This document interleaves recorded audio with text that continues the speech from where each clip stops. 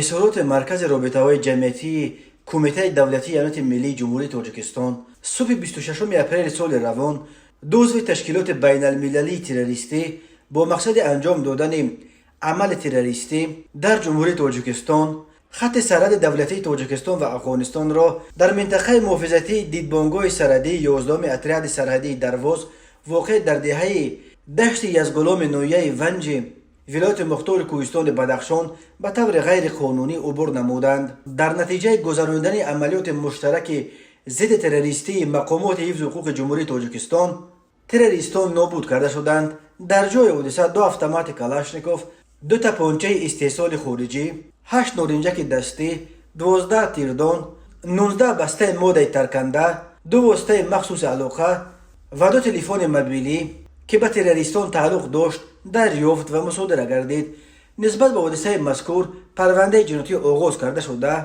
جهت پوره معین نمودن شخصیت تروریستان و دیگر مسلکان جنایتی آنها چاره‌بینی‌های فوری جستجویی و تفتیشی ادامه دارد. ضمن گذراندن عملیات ضد تروریستی خدمتیان مقامات حفظ حقوق و ساکنان آسایشته ضرر ندیدند. چنین گفته می شود در اظهارات کمیته دولتی امنیت ملی. طور قبلا خبر دادیم شب 25 و 26 اپریل سال 2023 در قلمرو جماعت یزگلام نویه ونج ولایت مختار کوهستان بدخشان عملیات مشترک ضد تروریستی به ضد یک اعضای گروه سلاح‌بدست که از قلمرو افغانستان وارد این منطقه تاجیکستان شدند شروع شده است.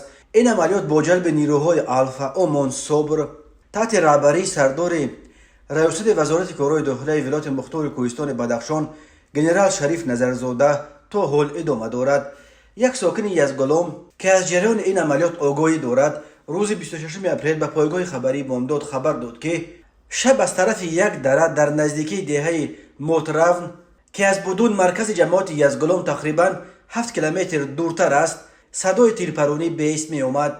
بنا به اطلاع دریافتی این همصحبت بامداد در نتیجه این عملیات 2 نفر از سلاح‌بدستان به ضرر گردانیده شدند ولی 4 تن دیگر فرار کردند. همصحبت بامداد افزود روز عید رمضان از ساحل دریای 5 2 کامرای بالون ماشین، 1 سومکه تیر و مقدار مواد ترکنده ترتیل یافتند. از افغانستان توسط همین کامراها گذشتند ولی معلوم نیست که چرا کامراها و تیر و ترتیل را در این طرف مرز پرتافتند و رفتند. به معلومات مقامات در عموم گویا 6 نفر سلاح‌بدست از افغانستان به این طرف گذشتند و 2 نفر تاجیک و 4 تن دیگرش از افغانستان بودند.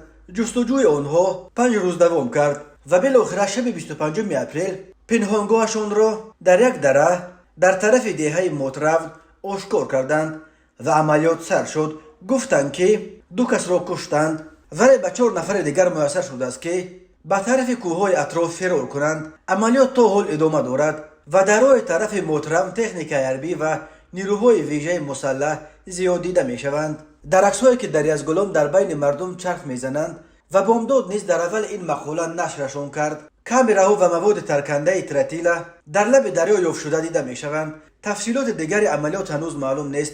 مقامات تا کنون درباره این یگان خبر ندادند ولی همصحبت بامداد از قبل منابع خود در مقامات گفت که گویا از پنهانگاه آنها پرچم سیاه جماعت انصارالله پیدا شده است و جنگجویان هم در پیشانیشان لطه‌های با نوشته انصارالله داشتند.